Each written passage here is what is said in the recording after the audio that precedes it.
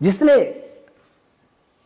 रासायनिक खाद बनाया, ये कृषि वैज्ञानिकों की बात कर लूं, रासायनिक खाद बनाया, कीटनाशक बनाया, बनाने वाले क्या बना रहे थे? एक बीज बनाया, नए नए बीज, हाइब्रिड, जीएम। हे वैज्ञानिकों, मैं आपसे पूछना चाहता हूं कि आप ये बीज किसके लिए बना रहे हो? भोजन के लिए बना रहे हो, चाहे पशुओं का भोजन हो, चाहे मनुष्य का भोजन हो। भोजन शरीर में क्या काम करता है, क्या इसकी जानकारी है आपको? शरीर की रचना क्या है, क्या इसकी जानकारी है आपको? शरीर का क्रिया विज्ञान कैसा है, क्या इसकी जानकारी है आपको? अगर कृषि वैज्ञानिक को खाद, बीज और ये कीटाणुनाशक दवाइयां बनाने वाले को हमारे शरीर की, पशुओं के शरीर की, पक्षियों के शरीर की एनाटॉमी, फिजियोलॉजी नहीं पता है, मेडिसिन का नहीं पता है, स्वास्थ्य के बारे में उसको नहीं जानकारी है, तो क्या इसको भोजन बनाने का अधिकार है? क्या उसको बीज बनाने का अधिकार है? वो बीज अनाज का भी हो सकता है, बीज फल का भी हो सकता है, बीज सब्जियों का हो सकता है, बीज चारे का हो सकता है। महर्षि दयानंद कहते हैं कि महिलाओं को आयुर्वेद अवश्य पढ़ना चाहिए, क्योंकि महिला भोजन बनाती है। तो जो भोजन बनाता है उसको शरीर शास्त्र का, स्वास्थ्य का ज्ञान होना चाहिए। लेकिन वो माता भोजन बनाती है, उससे जो बाजार से लाया है सामग्री, उससे बना रही है। बाजार से आटा खरीद के लाए अथवा गेहूं खरीद के लाए, बाजार से सब्जी लाए, बाजार से फल लाए, बाजार से मसाले लाए, बाजार से तेल लाए, तो जो ये बना रहा है, जो तेल बना रहा है, बीज बना रहा है, अनाज बना रहा है, फल बना रहा है, अर्थात उसके बीज बना रहा है, खेती कर रहा है, उसको भी शरीर शास्त्र का ज्ञान क्यों नहीं होना चाहिए?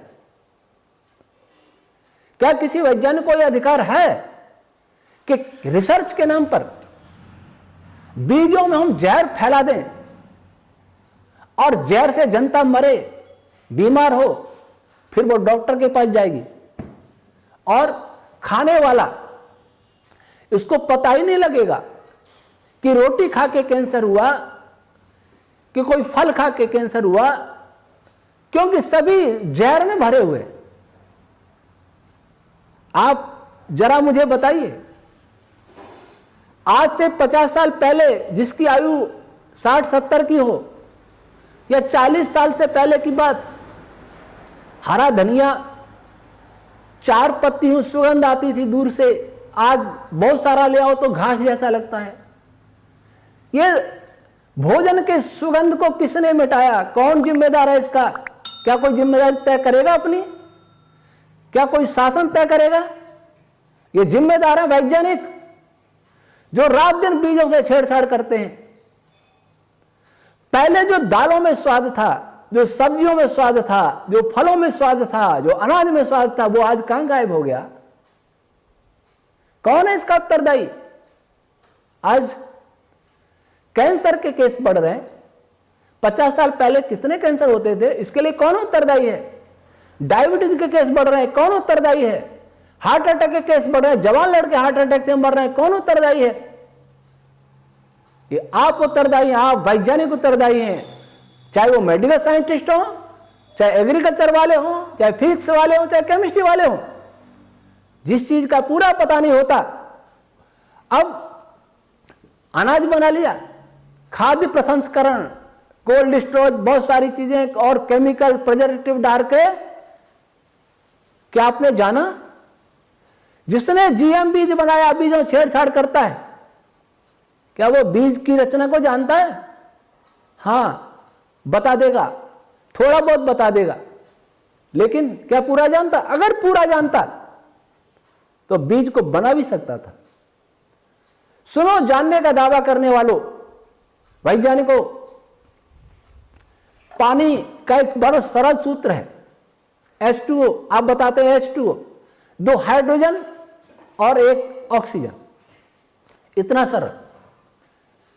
आपने कितनों ने हाइड्रोजन और ऑक्सीजन को मिला करके जल बनाया? जब आप जानते हैं कि 2 हाइड्रोजन के आयन और 1 ऑक्सीजन का आयन मिलने से जल बनता है, तो आप क्यों नहीं बनाए? मैं ये नहीं कह रहा कि सूत्र गलत है, पर मैं अवश्य कह रहा हूं कि आपको अभी भी इस जल के विषय में भी पूरी जानकारी नहीं है। अगर जल के विषय में पूरी जानकारी होती तो आप इन 2 गैसों के द्वारा पानी बना सकते थे और पानी को भी इन गैसों में बदल सकते थे, तो बहुत सारी समस्याएं मिट जाती। परंतु आपको पूरी जानकारी नहीं है।